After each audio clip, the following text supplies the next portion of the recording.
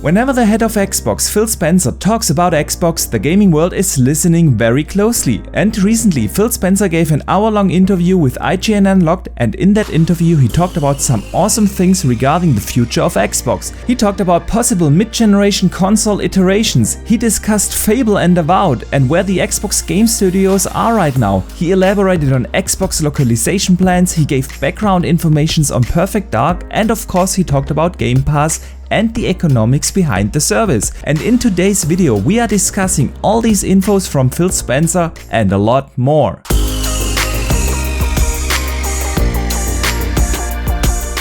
Hello gamers from around the world, this is Archimedes, the video game enthusiast from Germany, with a video on a flood of Xbox news. Of course, when Phil Spencer talks for an hour there is a lot of info to discuss, so I don't want to waste any more time before discussing everything, but I want to ask you for one small favor first. If you watch this video and end up enjoying yourself, then please consider to hit the like and subscribe button and maybe even turn on the notification bell to not miss out on future content. This doesn't cost you anything, but it helps my channel more than you think, and I would really appreciate your support. Okay, but now let's dive into the interview with Phil Spencer. Of course, I'll link the source material in the description down below, but we will be discussing the most important informations that came out of this interview, and we are starting with Phil's comments on possible future Xbox consoles and a mid-gen refresh of the Xbox Series consoles. During the Xbox One generation, we got the Xbox One X, an enhanced console that ran the exact same games than the base Xbox One that launched in 2013, just with better graphics, resolution and frame rates. And so the question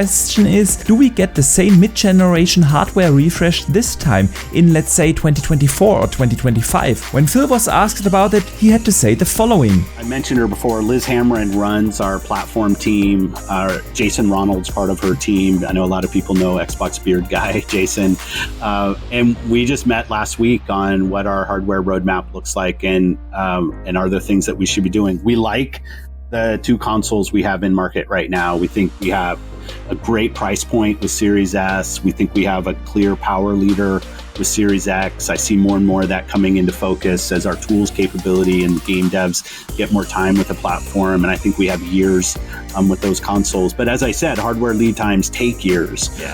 So we want to sit back and say, well, are there things that we should be doing? We don't have to go do hardware just to go do it. We want to do hardware because it actually creates new opportunity. And I say to those people is you're not making a mistake in buying one of these consoles. There's nothing that's going to come out next year that's going to make you feel like, oh, I should have waited. These are the consoles that we have in market for years, and we built them with that in mind, and I love the tech. So there's a lot in that answer or statement from Phil Spencer. Of course he feels really good with the console hardware that he just launched 8 months ago, and it would be really weird for him to announce right now already the next iteration of a console, especially considering how well balanced the current generation of hardware is. I've said that before on this channel, that the hardware in the current generation of consoles is the most balanced console hardware we have ever seen, and with that, in principle, the lifetime of this console is very, very long. And basically Phil confirmed that in his statement when he said that the consoles were built to last for years, but that does not exclude a possible iteration of the current generation of consoles after 4 to 5 years in that generation cycle. The thing about hardware progress really is that it is really fast. In 2024 or 2025 we are talking about Zen 5 processors and RDNA 4 GPUs. Technology just evolves really quick, and so I would be truly surprised if we wouldn't see an optional iteration of the current generation. And basically Phil said that they are looking into it already. When does a hardware iteration make sense? And they need to think about that right now, because the lead times in hardware development are really, really long. And that does not mean that you should hold your breath and wait for an Xbox Series X or whatever it is called. The Xbox Series X and S are built to last for a long time. But let's move on. The interview really was a very good example that Phil Spencer is not only the head of Xbox, but also a gamer. And so he talked about some of the first party games, and those were Avowed, Fable and Elder Scrolls 6. When he was asked if Avowed was Xbox version of Elder Scrolls 6 until that comes out, whenever that may be, Phil had to say the following. I think the games are very different. So maybe I struggle a little bit to say that's our version of this, just knowing what Fergus and the team are going off to do. But when I think about our lineup, and I think about that more core fantasy RPG setting, I think Avowed's going to be an awesome entrance there. You know, Fable's never been that. Fable is clearly, you didn't talk about Fable, but when I just think about the constellation of things that we have in this space, you know, Fable's always been a little more lighthearted and a little more British, I think I could say. And I think Playground will keep it there.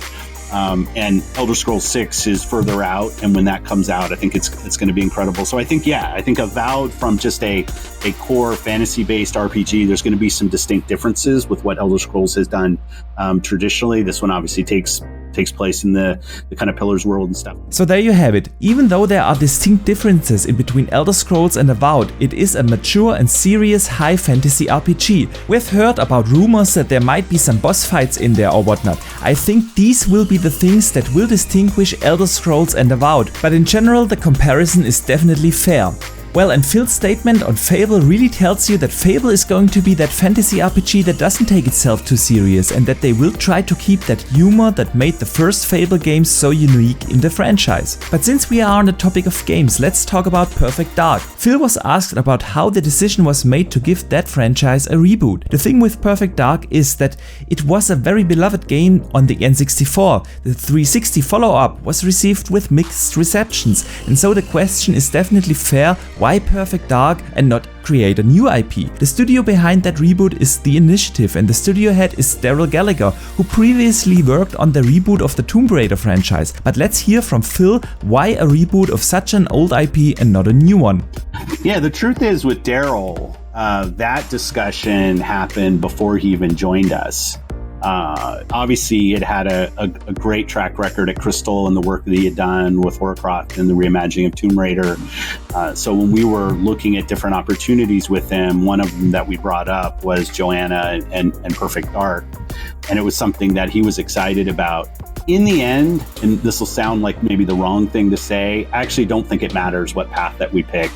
Whether we decided to go back and reimagine Perfect Dark or do something new. The most important thing will be the quality of the execution and whether we deliver a delightful game that people love. So I really like that answer, that it's not just about the IP, but of the execution, what you do with the IP. And since The Initiative is a newly founded studio and Perfect Dark is going to be their first game they will release, Phil continued to elaborate how it was important for them to be able to tell everyone who joins this new studio what they will be working on. And he also elaborated a little bit on the importance of having a game with a strong female protagonist. And now it's just going to come down to how they do with Joanna, but I love the fact that we could add Joanna to the lineup of lead characters in our first party games, and I'm looking forward to that. So there you go. Joanna Dark will be one of the lead characters of the Xbox first party portfolio, and I can't wait to learn more about the reboot of Perfect Dark. But let's move on. Xbox has done an amazing job over the last years when it comes to their game portfolio, their hardware and especially their services. But one thing that has been criticized from the community is localization. The core market of Xbox has always been North America and the UK as well as Australia. Being an Xbox gamer myself, coming from Europe, I know about the problems of missing localization. I have to admit that Xbox localization in Germany got a lot better over the last 2 or 3 years, but I know that there are a ton of countries out there, not just in Europe but across the world, that are still not properly supported by Xbox. So Phil was asked about localization and had to say the following. We aspire to have Xbox be a strong global brand in all markets, and we're going to invest to go do that. We have the resources as Microsoft to make that true. It's about doing the work, having the right people with the right focus in place. And I can honestly say to the teams and the communities out there that this is a real focus for us right now. We know we have to step into that opportunity. We see it, and we have a plan. And you'll feel that from us over the next year or two. Like, this is an important step for us. So I think that was a really strong statement. Xbox has a plan to grow on a global scale, to support a lot more countries and to bring Xbox to everyone. And that plan is not years out. Phil clearly stated that we will see that plan come to fruition in the next year or two. And it only makes sense for them to expand on that scale when you consider their big marketing slogan about being more accessible than ever before. And so I'm looking forward to see that Xbox localization plan in action. And before I bring this video to an end, I want to talk about Phil Spencer's statement on Xbox Game Pass. Of course, Game Pass was a big topic during the interview, and I don't want to blow this video up, so I will try to focus here on one of the things that were, in my opinion, really interesting, and that is about the economics of Game Pass. And the reason why I bring this up is that the conversation around Xbox Game Pass is often connected with the question, is Game Pass profitable for Xbox or the developers? Why does Xbox not tell console sale numbers like their biggest competitor PlayStation? Why are sales numbers not a metric for Xbox anymore? So let's hear from Phil himself. So when we look at the economics of Game Pass, it's not just how many games is this subscriber playing in the subscription, and if they would have purchased those games or some number of those games, what's the trade-off on purchase versus subscriber revenue? We never really look at it that way. What we do is we say, are we growing the number of players on our platform, and are they playing more often? And from that activity, we see the business grows. The number one metric that we can look at to see if our business is actually growing is, are people playing more on the platform? There's nothing about review score. There's nothing about retail sales of console or retail sales of games. The number one sign that our platform is healthy and growing is actually engagement on the platform from players, and that is what Game Pass is growing. Okay, you heard it yourself. The number one metric is engagement. Microsoft does not care whether you play on your Xbox Series consoles, on your Xbox One console, on PC or on Xcloud. For Microsoft, it's about the engagement with the Xbox ecosystem. And it only makes sense because as long as people are playing in the ecosystem, they are most likely to spend their money in that ecosystem. Maybe they buy the subscription service, maybe they purchase a game, or they spend their money via microtransactions within games. It doesn't matter as long as you're spending money in the ecosystem. But with that, I want to wrap it up. Of course, Phil Spencer talked about a lot of things like Xcloud, like the commitment of the mother company towards gaming. He talked about his role within Xbox and a lot more. And it's always fun to listen to the head of Xbox talking about his views on the gaming industry, the community, and the future of the Xbox brand.